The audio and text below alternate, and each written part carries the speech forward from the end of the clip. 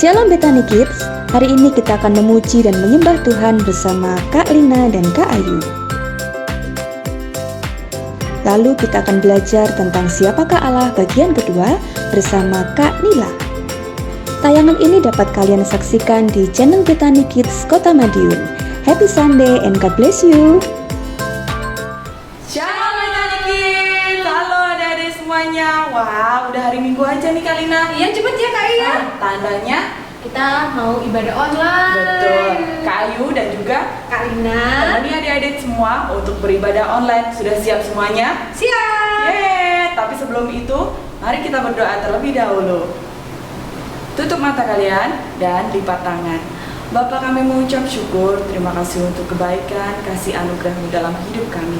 Kau memberikan kami tubuh, kesehatan yang luar biasa. Terima kasih Tuhan, pada hari ini kami mau beribadah secara online.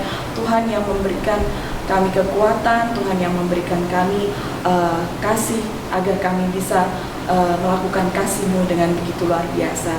Kami akan memuji muliakan nama-Mu Tuhan, dan kiranya Bapa yang memberkati kami dari awal ibadah sampai dengan akhirnya. Terima kasih Bapa, kami siap memuji muliakan nama-Mu lebih lagi. Di dalam nama Tuhan Yesus Kristus kami berdoa, haleluya, amin. Kak Lina, Iya, Kak Lina Kak. masih ingat nggak firman Tuhan yang disampaikan oleh Kak Sinta minggu lalu? Ingat dong. Iya, kayaknya perlu diingat lagi nih, diulangi. Apa Kak Lina? Oke. Coba sebutkan. Yang pertama, Allah itu pencipta segalanya. Yang kedua, Allah itu berkuasa atas segalanya. Yang ketiga, Allah itu mengetahui segalanya. Itu Kak Ayu. Benar sekali Kak Lina, harus dicatat baik-baik. Nah sekarang Kak Ayu ajak untuk adik-adik, jangan lupa ini, tulis nama dan kelas kalian masing-masing di kolom komentar. Jangan lupa ya. Nah sekarang Kak Ayu dan Kak Lina ajak untuk kalian bangkit berdiri. Kita mau semangat memuji Tuhan.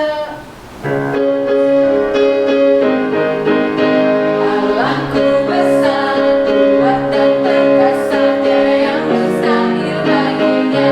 Oh oh, Allahku besar, kuat dan perkasa, tiada yang mustahil baginya. Oh oh, gunung miliknya, sungai miliknya, bintang-bintang ciptaannya. Oh oh, Allahku besar,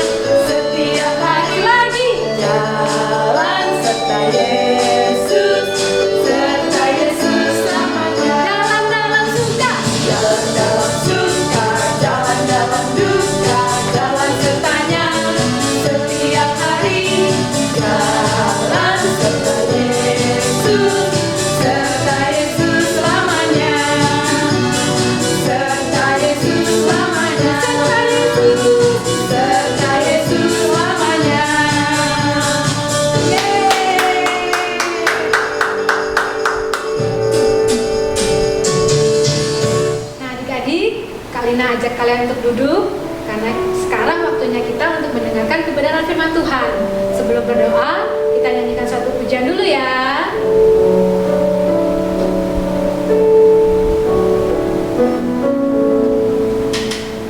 Tuhan, ku mau menyenangkan-Mu.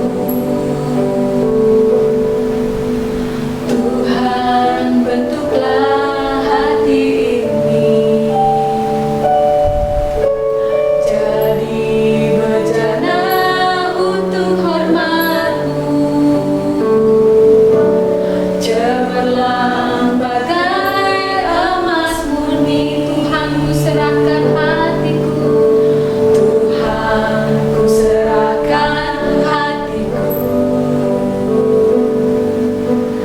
Semua ku berikan padamu. Kuduskan hingga tulus selalu, agar aku menyenangkan-Mu, menyenangkan-Mu, menyenangkan-Mu, senangkan-Mu. Hanya itu kerinduanku, menyenangkan-Mu, senangkan hatimu. Hanya itu kerinduanku, menyenangkan-Mu,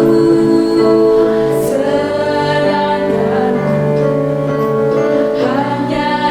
Hanya itu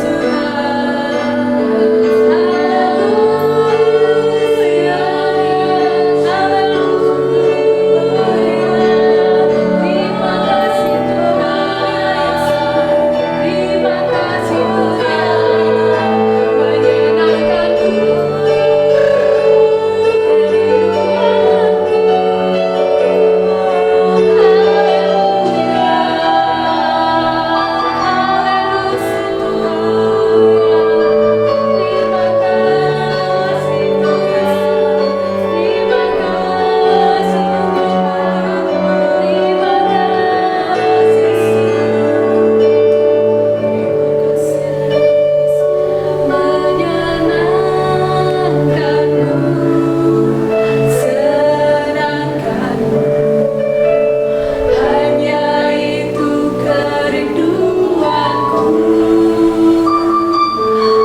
menyenangkan-Mu, senangkan hatimu. Hanya itu kerinduanku, hanya itu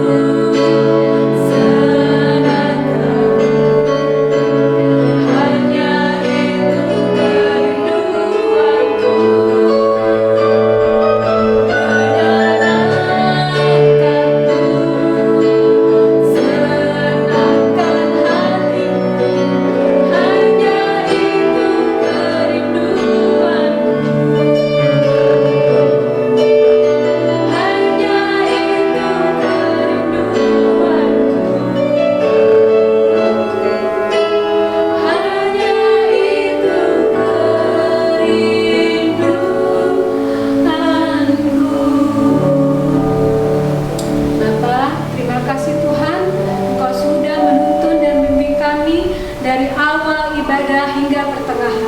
Bapa di surga, sebentar kami ingin mendengarkan kebenaran firman-Mu Kiranya Kau siapkan kami hati dan pikiran agar bisa menerima segala kebenaran-kebenaran firman-Mu, sehingga kami bisa melaksanakan semua perintah-perintah-Mu kepada sesama kami di sekitar kami. Terima kasih Tuhan Yesus, kami siap untuk mendengarkan firman-Mu. Haleluya. Amin. Shalom adik-adik, kita ketemu lagi ya dengan Kak Nila. Kita akan belajar hari ini tentang siapakah Allah bagian kedua. Kalau yang pertama minggu yang kemarin dengan Kak Sinta ya, kita akan belajar yang kedua. Ringkas ya, Kak Nila bacakan yang kemarin dulu. Kemarin tentang Kak Sinta tentang siapakah Allah. Allah nomor satu adalah Dia adalah pencipta. Yang kedua adalah Dia berkuasa. Yang ketiga adalah Ia mengetahui segala sesuatu. Jadi ada 3 poin ya yang diberikan sama Kak Sinta. Kita akan belajar hari ini ada 4, 5, 6, 7 4 lagi poin ya tentang Allah, siapakah Allah ya. Nomor 4 kita akan belajar Allah Maha Kudus. Jadi pribadi siapakah Allah? Pribadi Allah itu gimana toh? Yaitu yang keempat, Allah Maha Kudus ya. Kita akan belajar di 1 Samuel 2 ayat 2 ya. Kita akan baca ya 1 Samuel 2 ayat 2. Tidak ada yang kudus seperti Tuhan, sebab tidak ada yang lain kecuali Engkau. Dan tidak ada gunung batu seperti Allah kita. Jadi tidak ada yang kudus seperti Tuhan. Allah itu Maha Kudus ya. Kita akan baca lagi, kita akan bicara, kalian akan berikan contoh satu tokoh ya, di mana benar-benar membuktikan bahwa Allah itu kudus, yaitu pribadi Musa ya. Kita akan baca di Keluaran 3 ayat 4 sampai 5. Keluaran 3 ayat 4 sampai 5 ya.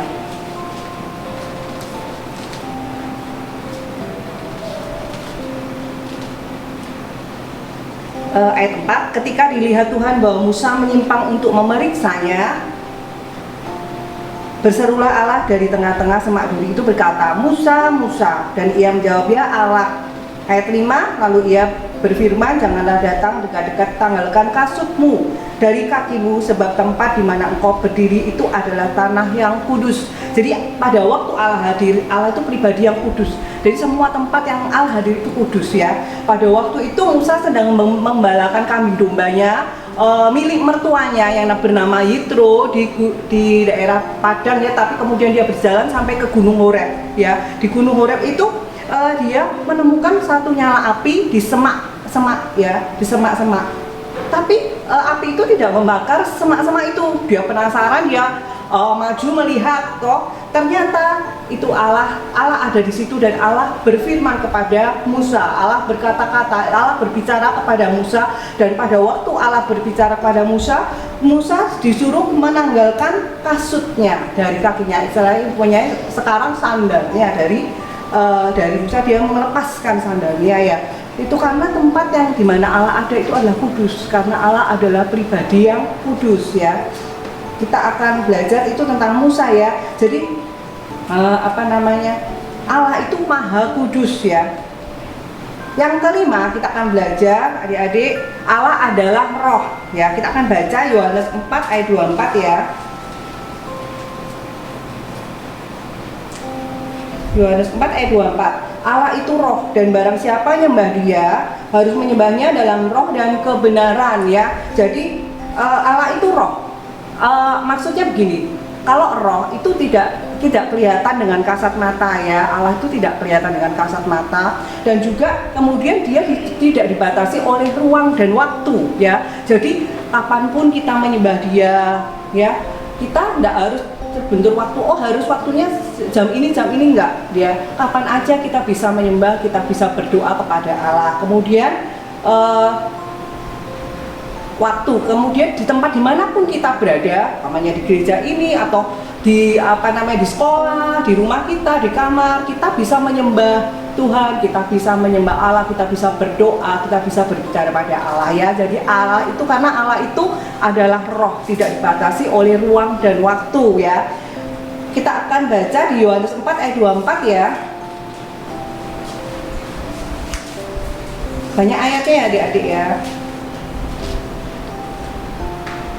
Nah, yang tadi ya Kak Dia sudah bacakan ya. Allah adalah roh, dan siapa menyembah Dia harus menyembahnya dalam roh dan kebenaran. Gimana toh menyembah dalam roh ya. Jadi pada waktu murid-murid Tuhan Yesus di Yerusalem terjadi pencurahan Roh Kudus waktu itu ya, pada hari Pentakosta, itu pada waktu itu ada pencurahan Roh Kudus di Yerusalem di tengah-tengah rasul-rasul ya, murid-murid Yesus. Dan kemudian pada waktu itu ada hembusan angin yang keras sekali, kemudian ada nyala lidah-lidah api di kepala mereka ya. Kemudian mereka bisa berbahasa dengan bahasa yang lain ya, bahasa yang di dunia ini ya, dia bisa berbahasa macam-macam bahasa ya. Di situ dia karena mereka adalah penuh dengan Roh Kudus ya, waktu itu ada pencurahan Roh Kudus dan mereka penuh dengan Roh Kudus, jadi dia berbahasa dengan bahasa-bahasa yang ada di ya, bahasa-bahasa yang banyak ya yang ada di dunia ini ya.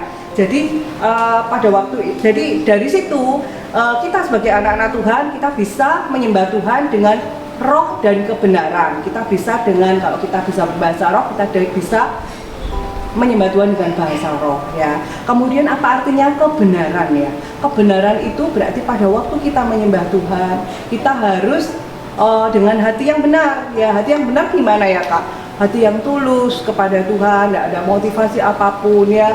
Kita dengan kerendahan hati ya, dengan kerendahan hati, terus tidak ada membenci dengan sesama, kita bisa mengampuni orang lain ya. Dan percaya yang terakhir adalah kita percaya bahwa Tuhan itu ada, Tuhan itu mendengar doa kita, itu dengan kebenaran. Jadi kita menyembah Tuhan dengan roh dan kebenaran ya. Kita akan teruskan ya, yang nomor 6 ya. Kita akan masuk ke nomor 6, yaitu Allah pribadi yang dapat dikenal ya. Allah itu pribadi yang dapat dikenal ya. Yakobus 4 ayat 8. Kita akan baca ya, Yakobus 4 ayat 8.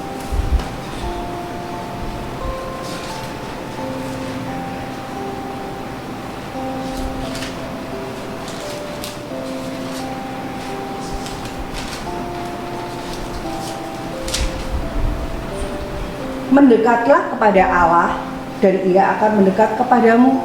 Tahirkanlah tanganmu, hai kamu orang-orang berdosa, dan sucikan hatimu, hai kamu yang mendua hati ya. Jadi kita kalau mendekat kepada Allah, Ia akan mendekat kepada kita ya. Allah itu pribadi yang dapat dikenal ya. Kak Dila akan berikan contoh lagi tentang Musa juga ya. Jadi Musa itu dia mengenal Tuhan sangat dekat ya. Pada waktu Allah berbicara kepada Musa, Ia berbicara dengan Musa dengan berhadapan muka, seperti kita bicara dengan teman kita ya. Jadi Allah itu berbicara kepada Musa dengan seperti kita berbicara dengan teman kita ya. Wah, dekat sekali ya. Jadi Allah itu pribadi yang dapat dikenal ya. Musa sangat mengenal Allah ya. Kemudian yang pribadi yang kedua, tokoh yang kedua adalah Ayub ya. Ayub dia memang banyak mengalami kesusahan ya.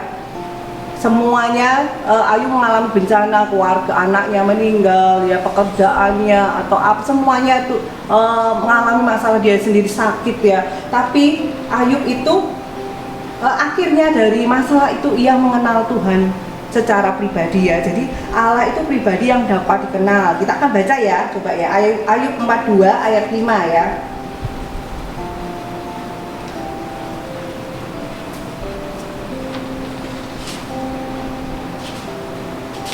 Ayub 42 ayat 5, Kak Nila akan bacakan.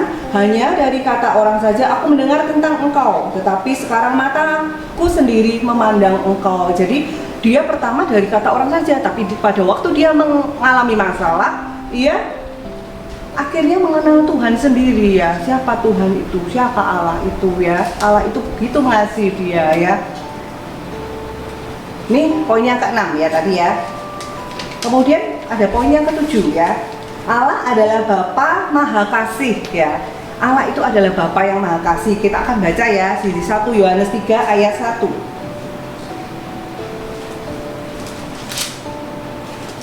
1 Yohanes 3 ayat 1. Kak Nila bacakan. Lihatlah betapa besar kasih yang dikaruniakan Bapa kepada kita, sehingga kita disebut anak-anak Allah. Dan memang kita adalah anak-anak Allah. Karena itu dunia tidak mengenal kita, sebab dunia tidak mengenal Dia. Jadi betapa besarnya kasih karunia Bapa kepada kita. Kita dijadikan anak-anak Allah ya. Jadi kalau kita jadi anak-anak Allah itu berarti kita kedudukannya spesial dong kalau anak-anak Allah ya.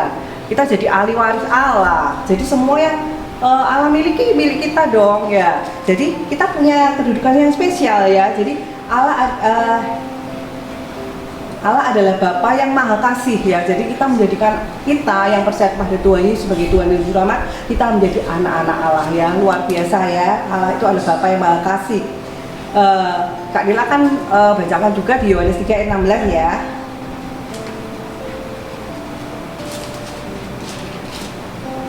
Karena begitu besar kasih Allah akan dunia ini, sehingga ia telah mengaruniakan anaknya yang tunggal, supaya setiap orang yang percaya kepadanya tidak binasa, melainkan beroleh hidup yang kekal. Jadi Allah sendiri sangat Bapa yang luar biasa. Ia mengorbankan anak yang tunggal, yaitu Tuhan Yesus Kristus, Tuhan Yesus ya, untuk mati di kayu salib menebus dosa kita ya. Jadi ia adalah Bapa ya, Allah adalah Bapa yang Maha Kasih ya.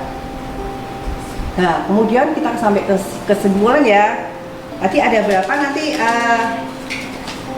ditulis ya, kalau bisa ditulis ya adik-adik ya. Tadi jadi ada yang keempat ya, keempat setelah poinnya Kak Sinta yang ketiga poin, keempat tuh Allah Maha Kudus.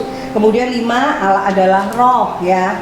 Kemudian 6 Allah adalah pribadi yang dapat dikenal. Kemudian 7 Allah adalah Bapa Maha Kasih ya. Dan sekarang kita akan berpikir ya, kita mau buat kesimpulan. Jadi sebetulnya siapa toh Allah itu ya? Di firman Tuhan, Allah itu adalah Tuhan Yesus sendiri ya.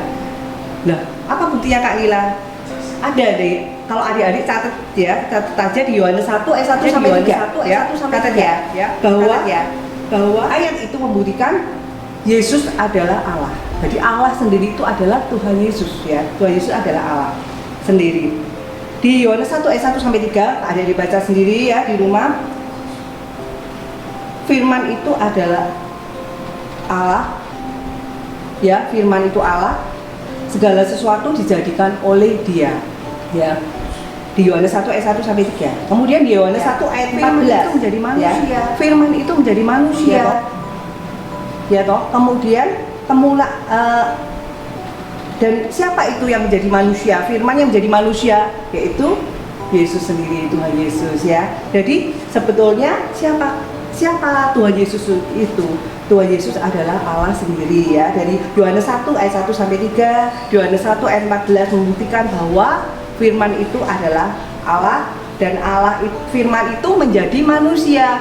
Dan siapa yang menjadi manusia? Firman menjadi manusia adalah pribadi Tuhan Yesus ya. Jadi membuktikan bahwa Yesus adalah Allah. Jadi kita tahu ya bahwa Tuhan Yesus adalah Allah sendiri. Dicatat ya, supaya kita tahu ya di Yohanes 1 ayat 1 sampai 3 dan Yohanes 1 ayat 14 ya. Jadi kita tahu ya bahwa kita bersyukur kita punya Allah yang luar biasa ya, yang mau berkorban mati di kayu salib ya. Kemudian untuk menebus dosa kita, dan kita harus bersyukur dan hidup kita harus berubah jadi anak-anak yang menyenangkan hati Tuhan, yang mengasihi Tuhan sungguh-sungguh ya. Gitu ya firman yang bisa Kak Lila berikan hari ini. Kita doa dulu ya. Terima kasih Tuhan, Kau Bapa yang sangat baik. Engkaulah Allah yang benar, Allah yang hidup, Allah yang mengasihi kami semua. Kau sendiri mengirimkan anak-Mu yang tunggal untuk menebus dosa kita yang berdosa. Setiap orang yang percaya kepadamu tidak binasa, melainkan beroleh hidup yang kekal. Kami mau menjadi anak-anak-Mu yang menyenangkan hati-Mu selalu. Kami mau menjadi anak-anak-Mu yang selalu mengasihi Engkau lebih dari segalanya. Terima kasih Bapa, Engkau Bapa yang sangat baik. Dalam nama Tuhan Yesus, haleluya, amin. Dadah. Nah adik-adik, luar biasa sekali kan kebenaran firman Tuhan pada hari ini. Nah jangan lupa Kak Ibu ingatkan untuk kalian boleh like, comment, share, dan subscribe di channel YouTube Bethany Kids Kota Madiun. Nah Kak Lina, percaya nggak kalau Tuhan itu besar? Percaya banget. Percaya Tuhan itu dahsyat Kak Lina. Dia sanggup melakukan segala perkara besar bagi kita. Ya betul, adik-adik juga percaya kan kalau Allah kita itu besar, kuat, perkasa, sanggup melakukan segala hal.